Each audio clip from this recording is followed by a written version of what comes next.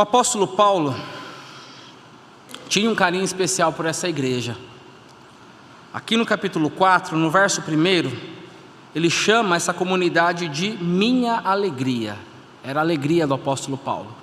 Foi a primeira igreja que ele plantou em território europeu, cidade de Filipos, que se localizava na antiga Macedônia, atual Grécia. E se você tem curiosidade para saber como essa igreja nasceu, anote aí, no canto da sua Bíblia, ou então nas anotações do seu celular, leia o capítulo 16 de Atos. Muito interessante. O apóstolo Paulo, ele foi até essa região, até a cidade de Filipos, por conta de uma visão. Chegando ali, ele se depara com um grupo de mulheres piedosas, ele prega o evangelho e dentre essas mulheres havia uma serva do Senhor chamada Lídia. Já era judia, se converte ao Senhor, aceitando Cristo como Messias, e ela e toda a sua casa é batizada. Na mesma cidade, um dia estava caminhando Paulo e seu companheiro de viagem, Silas, e Paulo repreende o demônio que possuía uma jovem adivinhadora. Ela dava muito lucro para os seus patrões. Isso causa um tumulto tremendo na cidade e Paulo e Silas são lançados na prisão. Na prisão, eles não ficaram murmurando, reclamando, eles começaram a cantar a Deus. E Deus permite ali, Deus envia um terremoto, a ponto de não somente Paulo e Silas, mas todos os presos ficam livres de suas cadeias. O carcereiro, quando percebe, ele pensa, em primeiro lugar, tirar a sua própria vida. Paulo diz, não faça isso. Eles pregam o evangelho a esse carcereiro, ele se converte, ele e toda a sua casa é batizada. Muita coisa legal aconteceu na cidade de Filipos. Paulo tinha boas lembranças dessa igreja. Acontece que o tempo passa, mais ou menos 10 anos depois, Paulo está preso de novo, mas agora não em Filipos. Agora está preso em Roma, capital do império. E na prisão, Paulo recebe uma visita muito legal, inesperada, de um velho amigo. Acontece que a igreja dos filipenses resolve enviar um servo de Deus por nome Epafrodito. E Epafrodito leva uma quantia de dinheiro ao apóstolo Paulo. Vale lembrar que Paulo estava preso aqui, mas era uma prisão domiciliar. Anote também, Atos capítulo 28. Nos conta como Paulo estava preso. Você se encontrava em prisão, vigiado por soldados que mudavam um turno de 6 em 6 horas, mas você tinha que pagar o aluguel da casa ainda. Ele estava preso e tinha que pagar o aluguel. Então, essa quantia de dinheiro que Paulo recebe o ajudaria muito. Não somente com o aluguel da casa em Roma, em que ele estava preso, sendo vigiado pelos soldados, mas também com outras necessidades, como todo missionário tem necessidades, tem conta para pagar, ele precisava arcar com as suas despesas. Então Paulo, recebendo a visita de Epafrodito e essa quantia de dinheiro, ele resolve escrever uma carta para enviar de volta a essa igreja dos filipenses. Uma carta que Paulo escreve para exortá-los, mas não somente exortá-los, também para encorajá-los e, por fim, para agradecer por essa oferta missionária. E nós vamos ler aqui um trecho desse agradecimento que Paulo escreve à igreja de Filipos. Nós vamos ler os versos 10, 11, 12 e 13, ok? Esse é o texto da nossa leitura, da nossa exposição nessa noite. Peço para que você acompanhe a leitura comigo. A palavra do Senhor diz assim: Fiquei muito alegre no Senhor, porque agora, uma vez mais, renasceu o cuidado que vocês têm por mim. Na verdade, vocês já tinham esse cuidado antes, só que lhes faltava oportunidade. Digo isto, não porque esteja necessitado, porque aprendi a viver contente em toda e qualquer situação. Sei o que é passar necessidade e sei também o que é ter em fartura. Aprendi o segredo de toda e qualquer circunstância, tanto de estar alimentado como de ter fome, tanto de ter em abundância como também de passar necessidade. Tudo posso naquele que me fortalece. Oremos. Senhor, nós agradecemos pela Tua palavra, Pai. A Tua palavra que é bendita, Tua palavra que esquadrinha o nosso íntimo. Senhor, nós pedimos pela iluminação, ó Deus, desse texto, dessa palavra que foi inspirada pelo Teu Espírito Santo, para que o mesmo Espírito venha trazer clareza. Nós precisamos aplicar a Tua palavra no nosso dia a dia, ao nosso coração. E nós não podemos fazer isso por nossa própria conta. Nós somos incapazes. Nós precisamos da intervenção do Teu Espírito Santo. Nós pedimos, ó Pai, como igreja nessa noite, para que o Senhor me use como instrumento do Senhor e para que o Senhor trabalhe no coração de cada um presente aqui ou de cada um que nos assiste nesse momento. Em nome de Jesus. Amém. Irmãos, essa carta foi escrita numa circunstância, numa situação muito difícil. Paulo estava privado da sua liberdade de ir e vir. Paulo estava preso. E era uma prisão injusta. Preso porque proclamava a verdade do Evangelho. A perseguição religiosa. Isso rendeu prisão, isso rendeu ao apóstolo Paulo privação. E Paulo está tomado de incerteza. No capítulo 1, a gente repara que ele nem sabe o que vai acontecer com ele. Ele não sabe se ele vai permanecer vivo, ele não sabe se vai ser julgado e condenado à morte. É nessa situação que Paulo recebe a visita de Epafrodito. Epafrodito chega não somente para lhe dar essa quantia de dinheiro, mas também para servir como um auxiliar. Paulo, missionário Paulo, você está precisando de alguma coisa? É mais ou menos o trabalho que vai acontecer aqui dessa igreja. Mais para frente, uma equipe vai para a Tanzânia visitar um outro missionário que também tem o nome de Paulo. Essa equipe vai para prestar serviço, auxílio e levando uma quantia de dinheiro, se assim Deus permitir. Paulo está recebendo aqui essa ajuda da igreja de Filipos. A igreja dos filipenses era uma igreja humilde. É verdade que a cidade de Filipos era uma cidade que tinha dinheiro, era uma colônia romana lá na Grécia, mas a igreja é uma igreja humilde.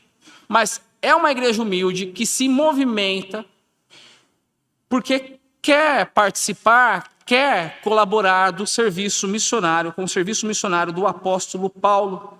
E Paulo começa aqui esse trecho que nós lemos, o verso 10, expressando a sua alegria, expressando o seu estado de espírito. Leia comigo o verso 10 mais uma vez. Paulo diz assim: fiquei muito alegre no Senhor, porque agora, uma vez mais, renasceu o cuidado que vocês têm por mim. Na verdade, vocês já tinham esse cuidado antes, só que lhes faltava oportunidade. Paulo não está dizendo, isso fica muito claro aqui no verso, que a igreja não ligava para ele. E agora, do nada, resolveu se importar com o ministério do apóstolo Paulo. Pode ser que eles não sabiam, que a igreja de Filipos não tinha ideia de onde estava o apóstolo Paulo. Não tinha WhatsApp, não tinha internet. Como saber? Pode ser que eles não tenham enviado o Epafrodito antes, essa oferta antes, por conta da falta de informação. Ou então pode ser que eles não conseguiram levantar antes essa quantia necessária que serviria ao apóstolo Paulo. Acontece que passou o tempo e eles conseguiram, chegou a oportunidade dada por Deus para colaborar na missão. Só que tem um detalhe aqui, meus irmãos. Geralmente uma igreja local tem um grupo, algumas pessoas que não gostam muito do pastor. Isso acontece. E o apóstolo Paulo era o tipo de líder que alguns não iam com a cara dele. Pelo menos na igreja de Corinto, a gente percebe que tinha um grupo de pessoas que não gostava muito do apóstolo Paulo. Inclusive diz que a presença dele era fraca. Tinha gente que não gostava da pregação do apóstolo Paulo. talvez porque demorava muito, né? Lembra em Atos que um jovem dorme, cai, pregação longa do apóstolo Paulo, dura toda a noite. Alguns dizem, olha, as cartas de Paulo, legal, mas a presença dele é fraca. É bem provável que aqui na igreja de Filipos tinha também a galera que não gostava do apóstolo Paulo. Alguns poderiam usar aqui essa alegria de Paulo, essa gratidão, seria um prato cheio para eles, para desconfiar do coração missionário do apóstolo. Tá vendo? Paulo passou esse tempo com a gente aqui em Filipos, pregando o evangelho, mas ele estava de olho mesmo na oferta missionária. Ele queria mesmo era a grana.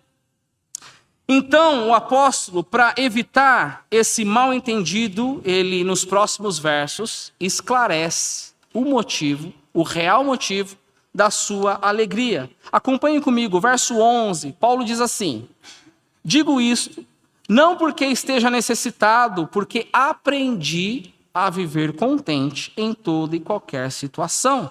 Sei o que é passar necessidade, sei também o que é ter em abundância. Aprendi o segredo de toda e qualquer circunstância, tanto de estar alimentado como de ter fome, tanto de ter em abundância como de passar necessidade.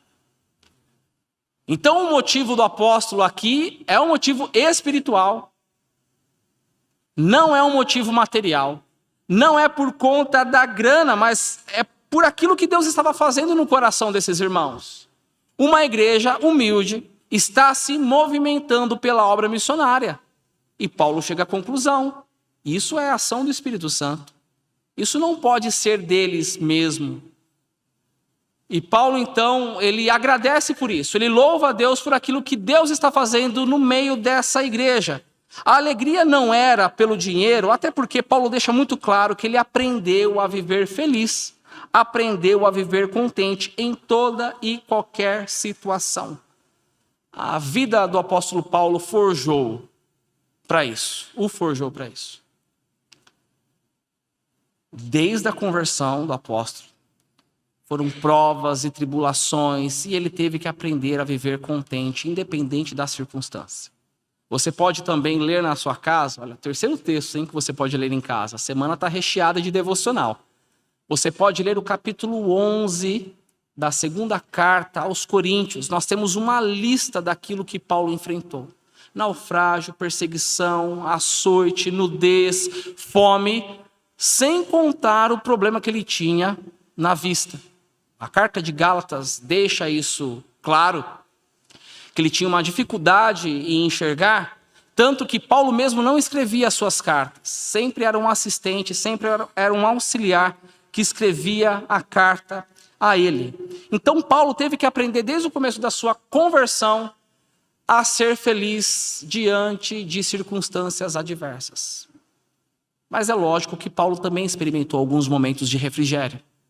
Com certeza Paulo também enfrentou momentos de alegria, de fartura, boas risadas, boas conversas com seus companheiros de viagem ou então com as igrejas que ele plantou. Paulo aprendeu em toda e qualquer circunstância ser feliz, é viver contente no Senhor. E é por isso então que ele encerra esse trecho que nós lemos dizendo: tudo posso naquele que me fortalece. É um texto muito conhecido.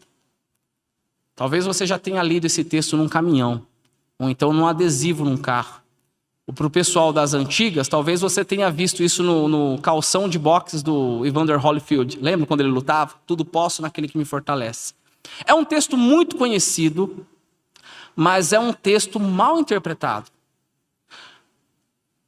As pessoas usam no meio evangélico, não querendo generalizar, mas quase que generalizando, como se fosse uma chave mística capaz de abrir as portas dos desejos e dos sonhos humanos. Eu quero comprar uma casa nova. Não diga eu quero comprar uma casa nova. Você vai comprar uma casa porque você pode tudo naquele que te fortalece. Em alguns meios, em algumas igrejas, é isso que se prega. Ou então, eu gostaria que o meu tio fosse curado de determinada enfermidade. Não diga gostaria, diga ele vai ser curado, porque você pode tudo naquele que te fortalece. Irmãos, olhando para o contexto dessa passagem, a palavra tudo aqui não significa todos os nossos desejos humanos ou todos os nossos sonhos. Tudo aqui tem a ver com aquilo que ele acabou de dizer.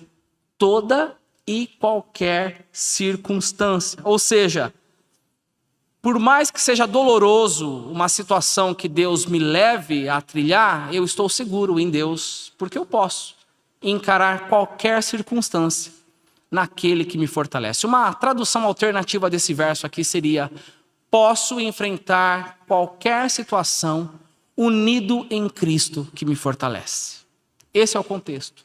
É isso que o verso 13 aqui quer dizer. Eu preciso aqui me esclarecer também com relação a isso, porque quando Paulo diz tudo posso naquele que me fortalece, posso enfrentar toda e qualquer situação, não é porque Paulo era o cara, não é porque Paulo era o homem de gelo, uma espécie de presidente Vladimir Putin, não era um cara assim, inabalável. Paulo era pecador. Na verdade, ele escreve a respeito de si como o principal dos pecadores. Mas é interessante que esse pecador, o principal dos pecadores, é interessante que ele diga aqui que ele aprendeu a viver contente em qualquer situação, porque ele sabia que estava unido a Cristo e em Cristo ele era fortalecido. Ou seja, isso combina com outra passagem do apóstolo Paulo, quando ele diz: a tua graça me basta, Senhor. A graça do Senhor me basta. Então Paulo sabia que unido a Cristo, nada mais faltava a ele. Ok? Um detalhe que eu preciso também destacar, não somente dessa passagem, mas também da carta toda, é o significado da palavra alegre. A palavra alegria, ou todos os sinônimos da palavra alegria ou felicidade aqui na carta aos Filipenses, aparece 16 vezes. É muita coisa. Se você compara aqui, se você leva em consideração que a carta tem apenas 4 capítulos, 16 vezes aparece a palavra alegria, ou então os sinônimos da palavra alegria. A pergunta que surge nessa informação é: como Paulo pode falar tanto sobre alegria se ele escreve da prisão? Se Paulo aqui está privado de muita coisa. Então a gente precisa entender aqui o significado da palavra alegria, gente. Porque quando se fala em alegria, no nosso contexto ocidental, geralmente se pensa em euforia. Quando falou alegria, o que vem à sua mente? Talvez algumas cores vibrantes, festa, muita gente, muvuca mesmo, som alto, som alegre. Talvez você tenha euforia como sinônimo de alegria. Mas, de acordo com esse texto que nós lemos aqui, Filipenses capítulo 4 e toda a carta, sinônimo de alegria aqui seria contentamento, não euforia. Alegria, felicidade significa contentamento. É o que Paulo diz aqui no verso 11. Aprendi a viver contente. Talvez um texto que nos ajude a entender isso melhor é o Sermão do Monte, de Jesus. Ele começa com as bem-aventuranças, é a introdução do Sermão do Monte. Os irmãos se lembram da segunda bem-aventurança? Bem-aventurado os que choram. Bem-aventurados os que choram, porque serão consolados. A versão Nova Tradução Linguagem de hoje traduz assim: felizes são os que choram. Porque feliz é uma tradução alternativa aqui para bem-aventurados. Mas isso parece contraditório. Feliz aquele que chora é contraditório se você entende alegria como euforia. A conta não fecha. Mas se você entende alegria como contentamento, aí faz sentido. Bem-aventurado ou felizes aqueles que choram, porque serão consolados. Isso faz todo sentido, irmãos, porque a nossa felicidade, a nossa alegria não se fundamenta na euforia. Não está alicerçada nas circunstâncias, mas está ancorada na esperança. E qual é a esperança aqui? É a continuação daquilo que Jesus disse. Bem-aventurados que choram, por quê? Serão consolados. Essa é a nossa esperança. Então, por isso que nós somos bem-aventurados, porque a nossa vida não se limita a essa terra, mas nós esperamos a eternidade. Ok? Dito isso, meus irmãos, feita essa breve exposição, eu gostaria de trazer 2 lições para nós nessa noite. 2 aplicações desse texto. E a primeira lição que eu gostaria de compartilhar é a seguinte: viver contente em qualquer circunstância, viver alegre em qualquer situação, é algo que se aprende. Alegria é algo que se aprende. Repito, viver contente em qualquer circunstância é algo que nós aprendemos. Isso fica muito claro aqui no texto. No verso 11, Paulo diz: aprendi a viver contente. Então, alegria, eu estou dizendo aqui, com base nesse texto, que alegria é algo que se aprende. E eu preciso dizer isso porque, geralmente, nós pensamos em alegria como algo que simplesmente acontece. Ou está lá, ou não está lá. Ou você acordou alegre, ou você não acordou alegre. Você não tem muito controle sobre a alegria. Você não pode interferir. Ou você está alegre, ou você não está alegre. Mas Paulo está nos ensinando que a alegria é algo que se aprende. Ok, Rodrigo, qual é a diferença? Eu pensar em alegria como algo que se aprende, ou eu pensar que a alegria simplesmente está ou não está lá? Isso muda alguma coisa? Sim, muda tudo. Porque se eu penso na alegria como algo que está lá ou não está lá, ou acordei ou não acordei com alegria, não importa o que eu faça, eu sempre serei vítima da circunstância. Entendeu? Agora, se eu penso em alegria como algo que se aprende, como Paulo diz aqui, significa que eu sou responsável pela minha alegria.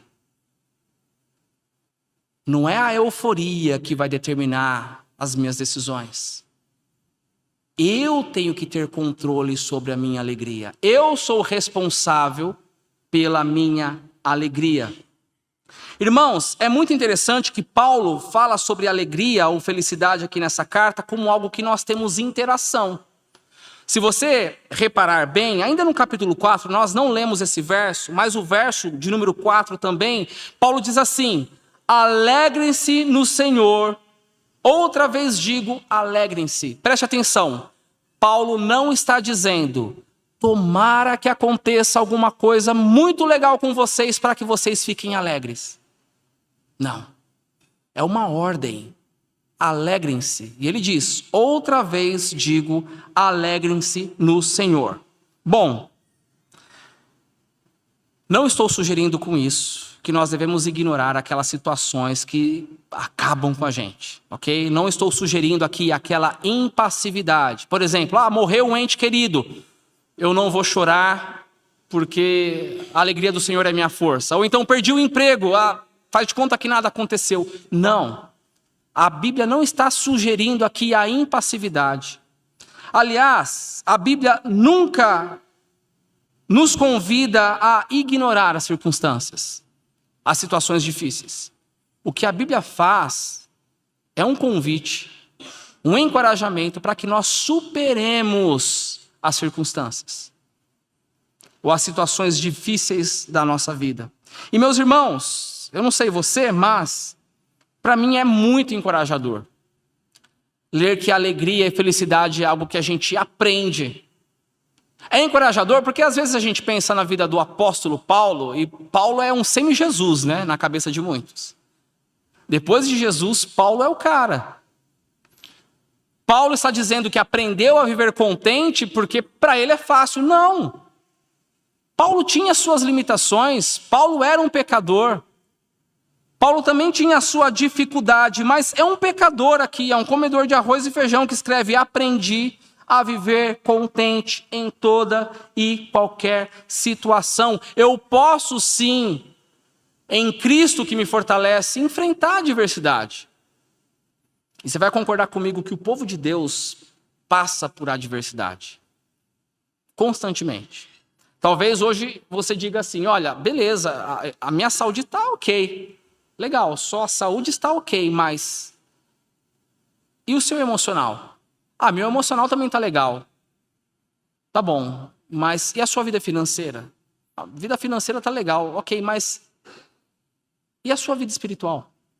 Talvez você não esteja sofrendo com finanças, emoções, mas talvez você esteja com o coração duro, que nem uma pedra, e não consegue mais deleitar da presença do Senhor, ou então você esteja passando por uma luta muito cruel contra o seu pecado.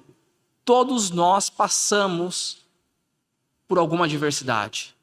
Todos nós enfrentamos tribulações, mas acontece, se você ler essa carta toda, os 4 capítulos de Filipenses, você chega à conclusão de que a Bíblia, mesmo com as dificuldades, não nos encoraja ao desânimo.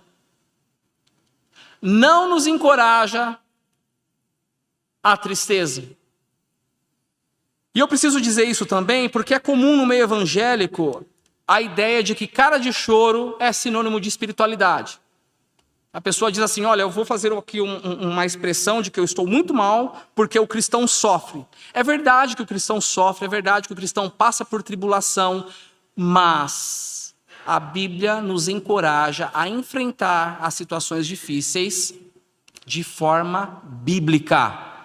Eu quero que você abra sua Bíblia na segunda carta aos Coríntios. Vamos ver um exemplo disso. Segunda carta aos Coríntios, capítulo 4, versos 16, 17 e 18.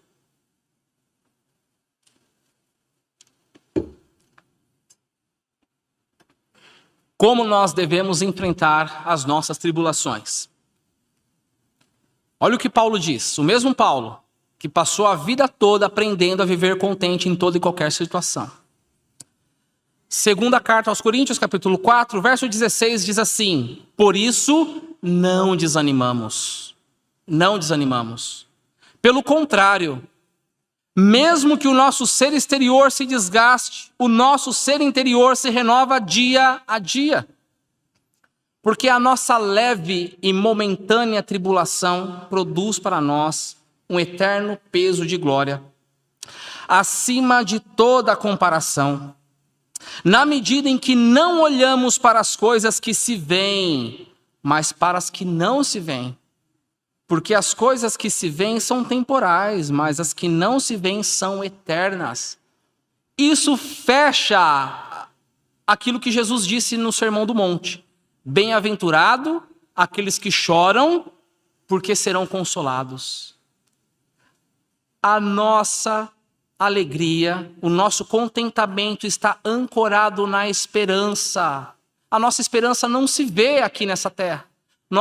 A nossa expectativa é na eternidade, meus irmãos. A nossa felicidade está ancorada na eternidade. E, meus irmãos, a Bíblia não nos autoriza a viver deprimido, chorando pelos cantos. Assim, às vezes a gente chora sim, mas não viver constantemente em tristeza. A palavra de Deus diz: alegrem-se. Outra vez digo, Paulo repete, outra vez diz: alegrem-se. Isso combina com aquele provérbio, né? Provérbio de número 15, Provérbios capítulo 15, verso 16, fala que o coração alegre, os irmãos se lembram? O coração alegre embeleza o rosto. O cristão tem que ser bonito. Porque o coração do cristão tem que ser alegre. Então, você que é feio, meu irmão, Deixa para lá. O coração alegre embeleza o rosto. Então, essa é a primeira lição que eu gostaria de deixar nessa noite. Viver contente, felicidade, alegria é algo que se aprende, ok? E nós partimos então para a nossa segunda lição. A segunda lição é a seguinte: as privações são excelentes oportunidades de aprendizagem. Alegria é algo que se aprende. Felicidade é algo que se aprende. E as privações que Deus permite no nosso caminho, na nossa vida, são como uma escola. São oportunidades de aprendizado, ok? Olhando para a vida do apóstolo Paulo, é claro que ele queria estar livre. Não precisaria nem escrever a carta. Poderia ir pessoalmente até a cidade de Filipos, conversar com Lídia. Lídia, minha irmã, quanto tempo? Seus filhos cresceram? Ou então conversar com um carcereiro, é lógico. Mas Paulo está preso. E Paulo não fica choramingando por conta disso. Paulo vê aqui grande oportunidade. Primeira oportunidade de conformar o seu coração ao coração de Cristo. Só isso já vale a pena. Mas além disso, Paulo vê a sua prisão como oportunidade de proclamar o evangelho. A prisão para ele virou um campo missionário. Se você voltar à carta aos Filipenses no capítulo 1, no verso 12, olha só que interessante o que ele diz aqui. Quero ainda, irmãos, que saibam que as coisas que me aconteceram, ou seja, as minhas prisões, têm até contribuído para o progresso do evangelho, de maneira que toda a guarda pretoriana e todos os demais sabem que estou preso por causa de Cristo. A guarda pretoriana aqui era a guarda de elite do imperador. Acontece que nessa prisão domiciliar do apóstolo Paulo havia um turno de 6 em 6 horas, mudavam os soldados. Ou seja, pelo menos 4 soldados por dia ouviam o evangelho da boca de Paulo. Eles não podiam fazer nada, eles estavam trabalhando. E Paulo não perdia a oportunidade de pregar o evangelho para aqueles soldados. Paulo vê a sua prisão como oportunidade de evangelismo. E Paulo poderia aqui estar murmurando. Paulo poderia aqui estar fazendo aquelas orações bem infantis que nós fazemos às vezes. Senhor, por que o Senhor permitiu tal coisa na minha vida? Por que o Senhor permitiu essa prisão na minha vida? Eu poderia estar lá em Filipos uma hora dessa. Não, Paulo aproveita a oportunidade para que o reino de Deus cresça e ele diminua. Isso é muito interessante porque Paulo está aprendendo a extrair alegria e felicidade em qualquer circunstância. A vida de Paulo desde a conversão, como já foi dito, foi uma vida de privações, queridos. Para começar na conversão, lembra quando ele tem aquele encontro com Jesus? Ele fica cego por conta da luz que emana do rosto de Cristo. Depois ele recupera a visão, mas nunca mais, ao que tudo indica, nunca mais ele teve uma vista perfeita. Ele foi privado de ter uma vista saudável por conta da sua conversão. Paulo foi privado de seguir a sua carreira profissional como grande teólogo por conta do seu ministério. Ele foi privado de ter uma família como muitos de nós temos aqui, esposa, filhos, sem falar do sofrimento que ele enfrentou nas suas prisões, nas calúnias, apedrejamento. Paulo foi um homem de privações. Sofreu as suas privações. Nós também temos as nossas privações. A pergunta é, todos nós temos as mesmas privações? Não. Porque Deus conhece a cada um. E Deus, conhecendo a cada um, sabe como trabalhar de forma personalizada no coração de cada filho. Aquilo que pode ser um empecilho na minha vida com Deus, talvez não seja para você. Aquilo que talvez seja um empecilho para você, uma dificuldade, um obstáculo para que você se apegue mais ao Senhor em oração, talvez não seja um obstáculo para mim. Então Deus vai nos tratando na medida certa, porque conhece cada coração. E eu creio, queridos, que no amor de Deus, no cuidado dele, Deus tira de nós muitas coisas, Deus nos priva de algumas coisas, de algumas situações, para que nós saiamos do nosso mundinho, que gira em torno do nosso umbigo, e a gente passe a prestar mais atenção no mundo de Deus, no reino de Deus. Permitam-me compartilhar uma experiência que aconteceu lá em casa, não faz muito tempo. Alguns irmãos já sabem, eu nunca compartilhei isso de púlpito, mas o meu filho mais novo, o Pedrinho, ele foi diagnosticado faz um tempo com transtorno do espectro autista. E para quem conhece autismo, sabe que existe uma grande dificuldade de você conseguir atrair a atenção de uma criança autista, porque ela está no mundo dela. Conversando com a Adriana, minha esposa, nós tivemos a decisão de enxugar a gaveta de brinquedos do Pedrinho. Porque tinha muito brinquedo, ele se distraía demais. E se deixasse, ele passava ali a tarde toda com os animais de brinquedo que ele ama, ou quebra-cabeça. Então, qual foi a nossa decisão? Não foi uma decisão fácil. Aliás, todo mundo que tem filho sabe que não é fácil tomar uma decisão para o crescimento dos nossos filhos. Agora eu compartilho, abro o coração com os irmãos. Ser pai de criança atípica, isso dobra. A cobrança é o tempo todo. Será que eu estou fazendo certo? Será que eu estou acertando nisso? Enfim, tomamos a decisão de limpar a gaveta de brinquedos do Pedrinho. E tiramos a grande maioria ali dos animais de brinquedo que ele gosta, deixamos apenas alguns. E geralmente, meus irmãos, eu fico muito confuso quando eu tenho que tomar uma decisão pelo crescimento do Pedro. E até mesmo do João, que é o meu filho mais velho. Mas pelo menos ali, naquele momento, era um dia de folga, segunda-feira, eu estava muito feliz. Eu estava me sentindo o pai. Eu estou fazendo a coisa certa, porque é muito provável que agora o Pedro vai começar a prestar atenção em mim, na Adriana e no João. E naquele momento em que eu estava tirando os brinquedos do Pedrinho, queridos, caiu a ficha. É isso. É isso que Deus faz com a gente. Deus tira vários brinquedos da nossa frente, para que a gente não se distraia, para que a gente preste atenção no mundo dele. E eu fiquei muito feliz naquela situação, naquela segunda-feira. Eu tive a real certeza de que o meu Pai Celeste estava cuidando de mim, até porque aqueles dias eram dias de muita murmuração da minha parte, me lembrando, Deus, no passado aconteceu isso comigo, e já aconteceu isso, e por que agora? Caiu a ficha. Deus nos priva de muitas coisas para que a gente saia do nosso mundinho e a gente passe a prestar atenção no mundo de Deus. E por que Deus faz isso? Porque Deus é carrasco? Deus é mau? Não, Deus disciplina quem Ele ama.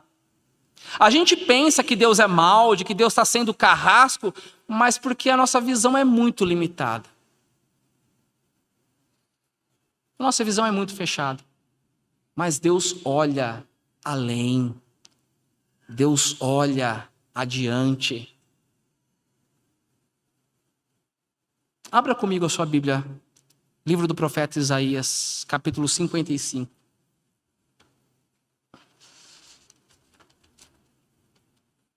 Eu gostaria de encerrar com a leitura desse texto.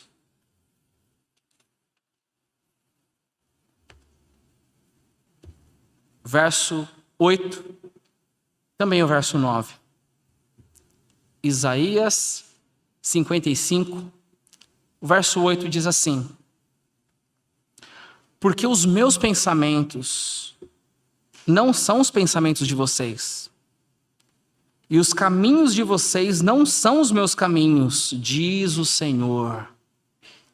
Porque assim como os céus são mais altos do que a terra, assim os meus caminhos são mais altos do que os seus caminhos, e os meus pensamentos são mais altos do que os pensamentos de vocês. Amém? Então eu gostaria de desafiar a cada irmão, cada irmã nessa noite, para que entenda que as privações que Deus coloca na nossa vida são oportunidades para que a gente aprenda a viver contente em toda e qualquer circunstância. Amém?